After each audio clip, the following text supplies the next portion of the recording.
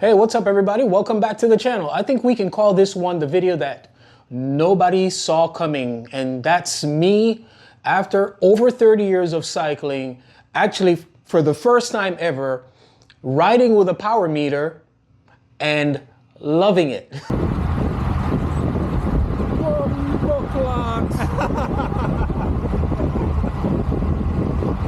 For the last couple years, my friend Brandon, oh, he's way over there now. Sorry.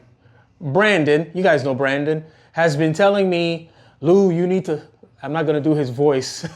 You need to get a power meter. You're the type of guy that if you got a power meter, you'd be geeking out over the data and learning more about how you put power out on the different rides that you do, because you ride different in group rides versus when you're riding solo. And I was like, no, Brandon, I'm just happy cycling, enjoying my time on the bike. Remember, I'm the guy that for years took my computer off of the bike because I just wanted to be as analog with my bike as possible and not have to deal with data or technology and all that kind of stuff. And don't get me wrong, I don't have a problem with technology and innovation, but I think sometimes technology and innovation in a sport goes a little bit too far, or is a little bit too intrusive, or should I say a little bit unnecessary.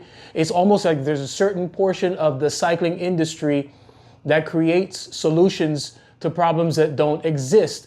And I'm not saying that the power meter is one of those. I'm just saying that for me, because I don't race and I'm not training and I borderline can't be bothered, I just didn't see a power meter in my life.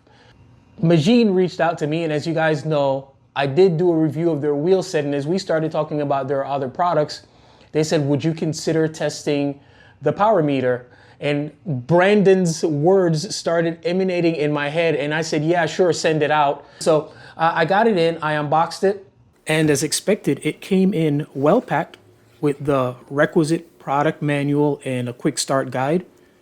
Then there was this accompanying box with all necessary accessories, including the unique magnetic charger, the chainring bolts, the non-drive side crank arm preload bolts, and the bottom bracket socket needed to secure the spider to the crank arm. I don't actually have a unit weight. I am certain that I weighed it, and I'm certain that I filmed it, but who knows where that went off to. The chain rings are 5236, that's what I ordered, with 172.5 crank arm length. My plan was to install the Magene power meter crank on my Dark Star, which is a custom steel frame with a press fit 30 bottom bracket, and I would be using a Wheels Manufacturing bottom bracket for PF30 external, which is adaptable to 24mm axles. Think Shimano. Let's talk about some of the product details, which retails for $299. I think that's an amazing value for a dual-sided power meter of quality that has garnered the positive reviews this product has. It has a 110 BCD chainring bolt pattern and is a direct plug-and-play for Shimano 24mm bottom bracket system. It is available without chain rings or the typical chainring road options, and is available in multiple crank arm lengths as well. Power range measuring capacity is 0 to 2,500 watts. Yikes! The cadence range is 20 to 200 RPM. The unit measures power, cadence, left-right balance, and pedal smoothness. I'll talk a little bit about that in a minute. Multiple methods of calibration are available, ANT Plus and Bluetooth connectivity, and it's said to be waterproof grade of IP67. Battery life is claimed at 200 hours. Magene already has this unit very well priced at $299. My channel viewers can use code Lewis10. It gets you 10% off, and I will receive a small kickback. I installed it, and the first time, I am such a noob that I did not calibrate it, and I went out there and I got these crazy numbers. A few people commented on my Strava that your numbers seem off. I said, yeah, I believe so. So after getting the entire thing set up, I've had 3 rides on it. The first one was where I did not have it calibrated. The second ride was after I had it calibrated, and the first part of the ride was kind of surgy. The second part was a little bit smoother, and then this morning I took it out there again and had an opportunity to do it on a more evenly paced ride. But this is coverage and summary of my first ride. So on this first ride, after having the unit calibrated, I'll break my impressions into 2 sections. how the crankset felt as a mechanical item on the ride, you know, smoothness, efficiency, stiffness, etc., and what it was like having power data during the ride and post-ride being able to scurry through the numbers. So the crankset felt solid with no perceivable flex from the arms, no creaks. These cranksets offer a Q factor of 146, which is very close to what I'm used to riding with my Campagnolo at 145, so no changes there. The front derailleur was able to shift well from the 52 to the 36 and back again as expected. The wheels manufacturing bearings are good.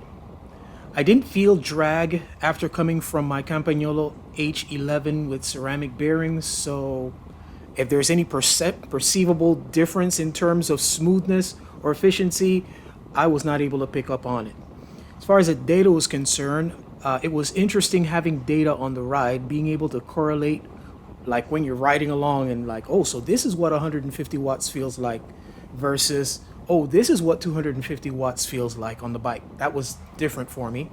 I didn't spend too much time looking down though, because you know, you really got to pay attention on these rides. And I have to do group rides by feel and adjusting to what's going on around me rather than, you know, sticking my nose down at the computer and looking at the power numbers. It will be really interesting to set a goal on a solo ride and try to maintain it, whether I'm testing a product or just trying to hit a certain number. And then as far as post-ride stuff was concerned, it confirmed my leg power imbalance by showing 47.53 on one side. Then I did another ride, it showed 48.52. Also seeing the difference between the power zones versus heart rate zones was very interesting. So was Brandon right? After my rides, would I be geeking out over the numbers? The answer is definitely yes. If we take a look at the first data screen, there's nothing new for me other than the power number.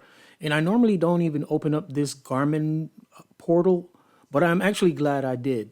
So score 1 for the power meter. It was cool to correlate the density of my cadence to my power and speed increase during a section of the ride where I know the pace really picked up. We were doing 35 miles an hour or 56 kph. Other areas of interest to me were the training effect, looking at the aerobic contribution of this ride versus anaerobic contribution. Also my left-right balance and something called pedal smoothness, which shows the percent of power applied on the pedal stroke, which I thought that was pretty good. So that was about the extent of my geek out, but who knows, as I go down this rabbit hole further, what other things I may find interesting and decide to explore. But most importantly, let's see how this stuff is actually going to affect the way how I pedal the bike. Those are my initial impressions of it.